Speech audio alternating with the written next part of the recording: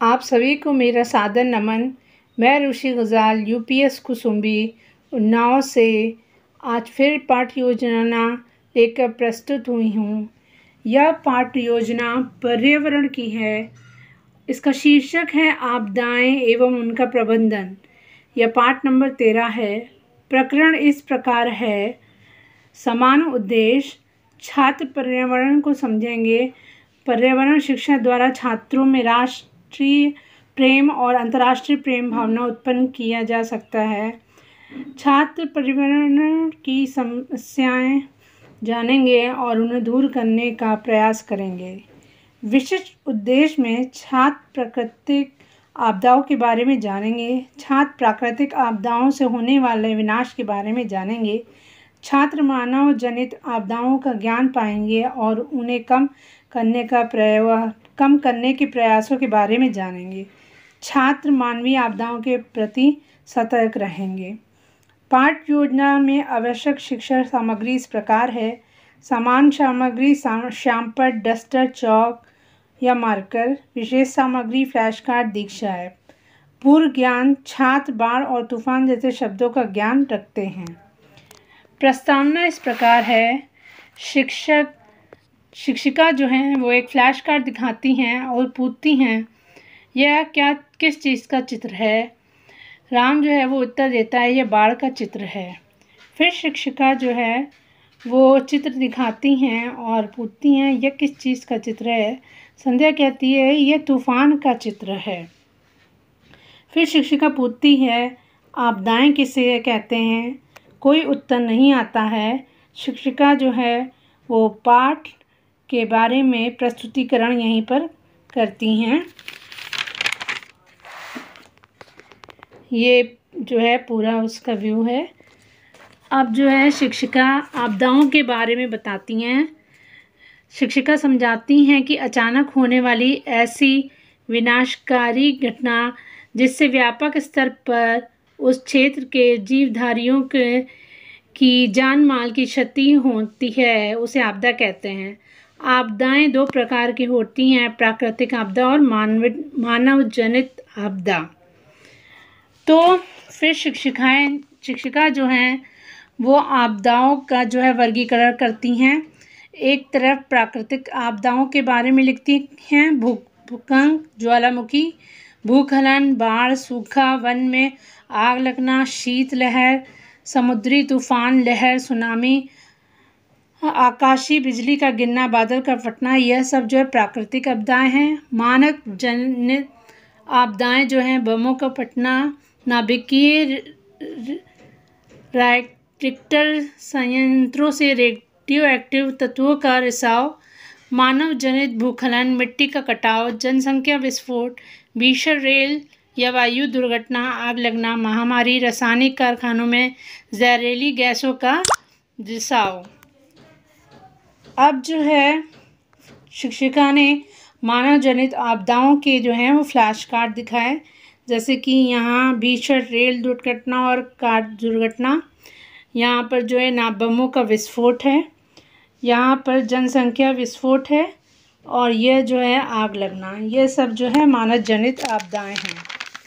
फिर शिक्षिका जो है आगे बढ़ती हैं और शिक्षिका भूकंप का फ्लैश कार्ड दिखाती हैं।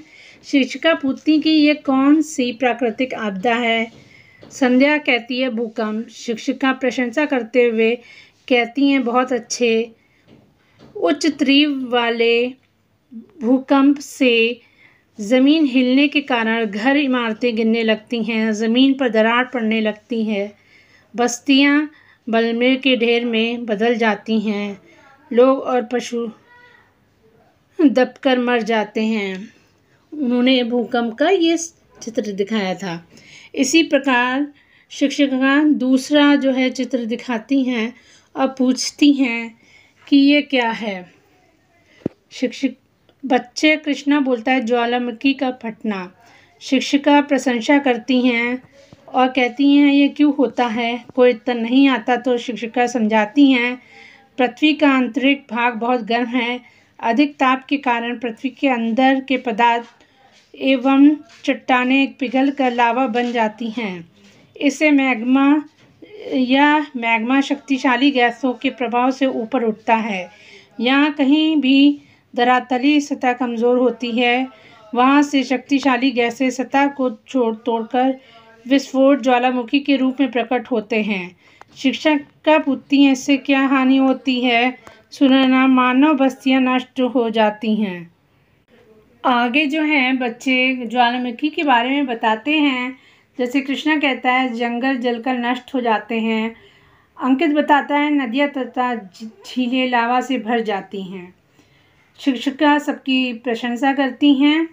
फिर वे ये एक चित्र दिखाती हैं और बच्चों से पूछती हैं कि यह क्या है, कोई तो नहीं आता है। तो शिक्षिका समझाती हैं सुनामी जापानी भाषा का शब्द है जिसका मतलब समुद्र में उठने वाला बहुत ऊंची तीव्र गति वाली विनाशकारी लहरें से होता है।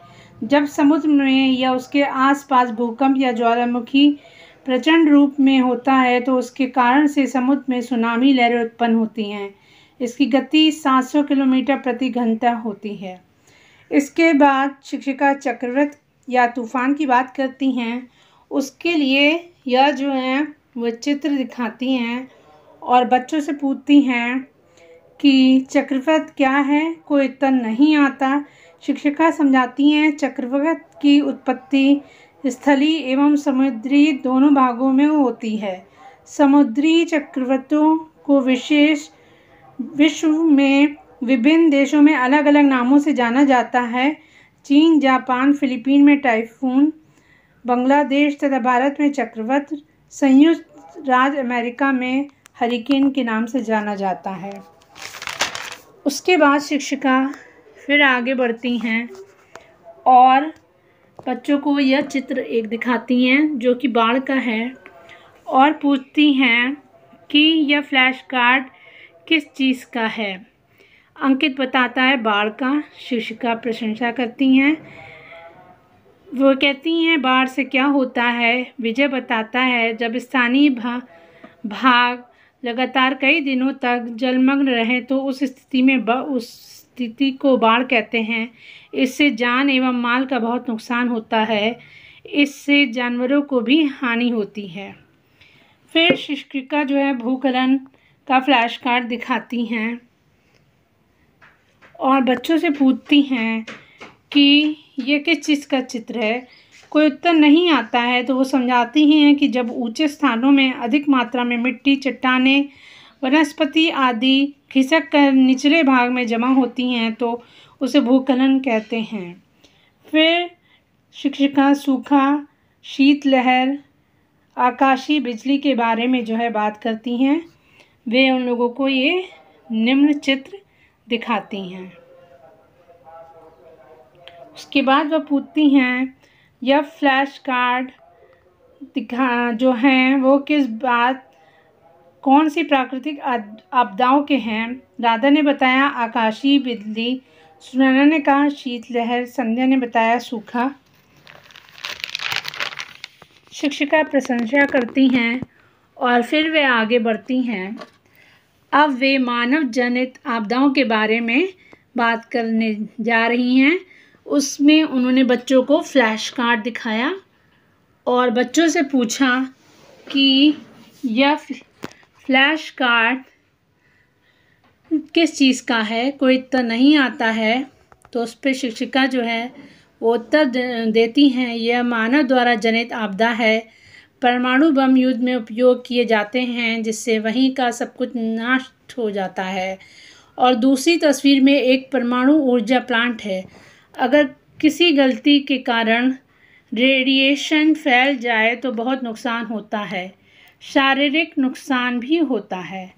आगे शिक्षिका कोविड-19 के बारे में बताती हैं और पूछती हैं कि यह चित्र किसका है।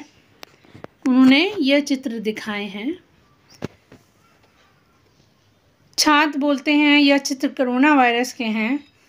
शिक्षिका प्रशंसा करती हैं। फिर शिक्षिका समझाती हैं यह विषाणु से होने वाली बीमारी है कोरोना वायरस मुंह, नाक एवं आँख के माध्यम से हमारे शरीर में पहुंच जाते हैं और गले एवं फेफड़ों को संक्रमित कर देते हैं। किसी भी व्यक्ति को कोविड-19 उन लोगों से होता है जिससे इस विषाणु का संक्रमण पहले से ही हुआ हो।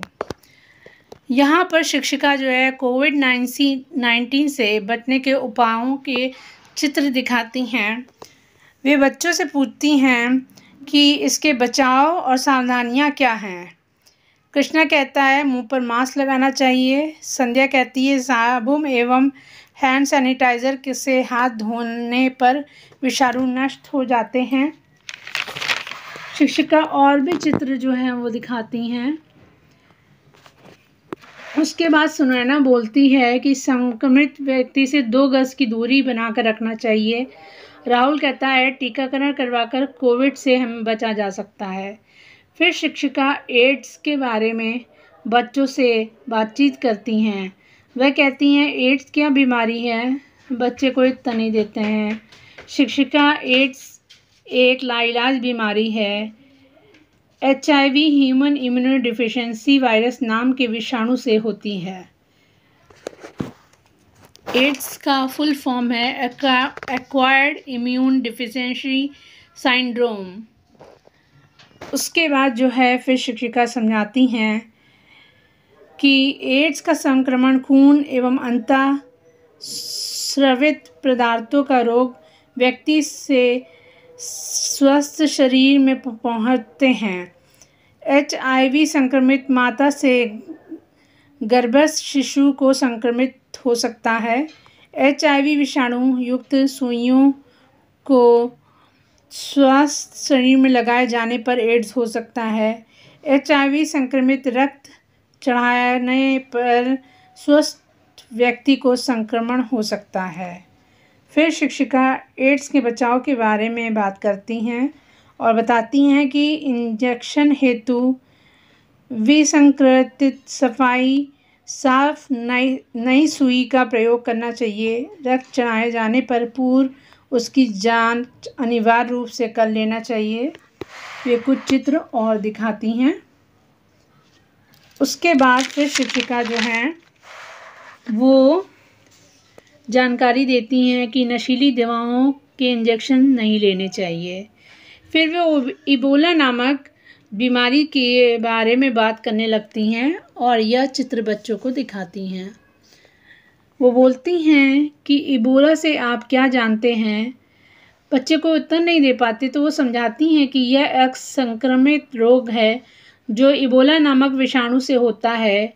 इस बीमारी में शरीर की नसों से खून बाहर आना शुरू हो जाता है जिससे अंदरूनी रक्तस्राव प्रारंभ हो जाता है। इसी कारण इससे रक्तस्रावी ज्वर के नाम से जाना जाता है।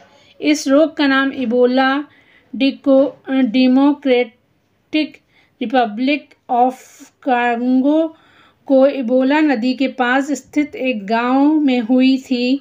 इसी कारण इस रोग का नाम इबोला कहते हैं। फिर इबोला के बचाव के बारे में शिक्षिका बात करती हैं।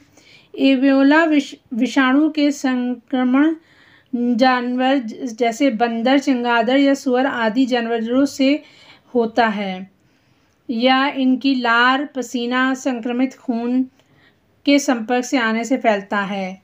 संक्रमित सुई से, संक्रमित व्यक्ति के शव से संपर्क में आकर या संक्रमित रोगी से सीधे संपर्क में आने पर।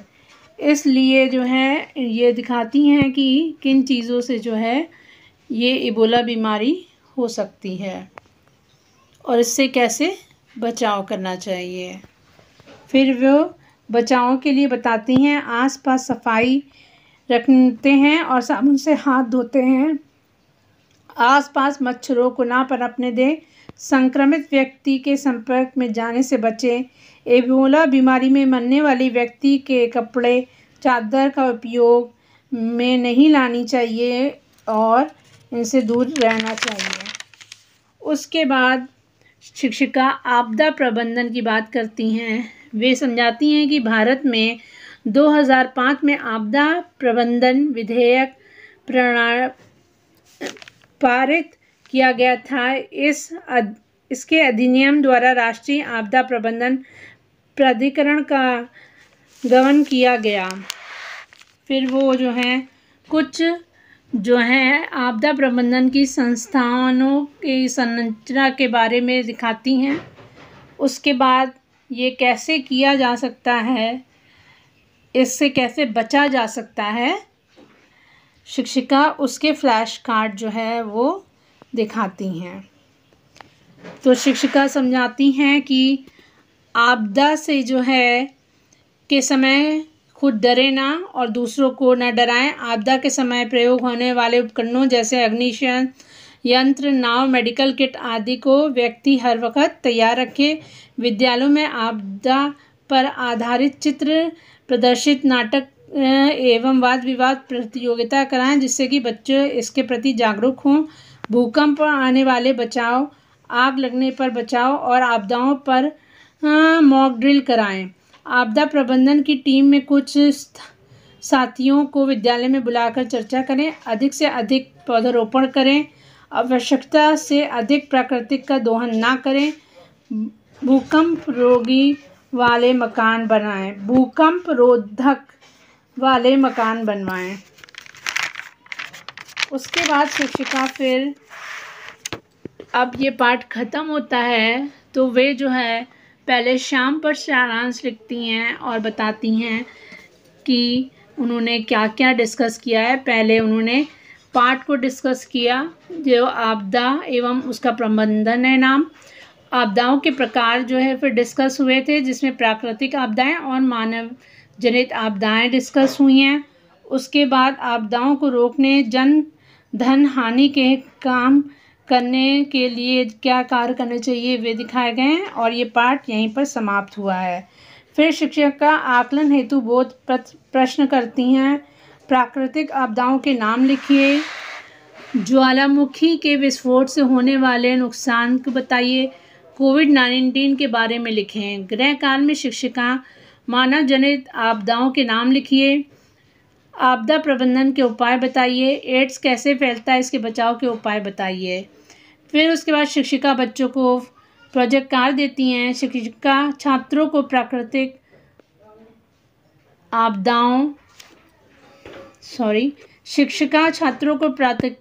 आपदाओं और मानव जनित आपदाओं के चित्र लगाने को कहती हैं। धन्यवाद। पाठ यहीं पर समाप्त हुआ।